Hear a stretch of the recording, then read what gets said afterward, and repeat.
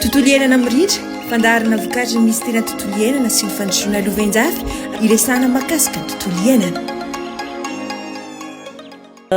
Maro ny tombontsoa azontsika amin'ny karazan-java-mananaina satria ny ankabetsahan'ny olona eto amintsika aloha voalohany indrindra dia mifototra amin'io ny asa fivelomany, ny rano ety mamokatra izay avy amin'ny fikajianan'ny roivoary zany dia avy amin'izay karazana zava-mananaina izay, ny resaka zava-maniry atao fanafody na tonga dia ho tangosana io ho atao tambavy na koa zany ho atao akora fototra ho an'ireo orinasa mpamokatra fanafody. Ao anatin'izay koa zany ny akora fototra anaovana asa tanana ohatra, izany hoe manome asa koa zany ilay karazana zava-mananaina dia manome sakafo.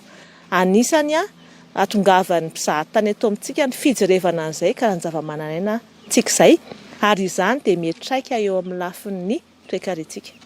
Ny rovoahary dia tsy vitany hoe kajiana fotsiny fa arenina izay simba.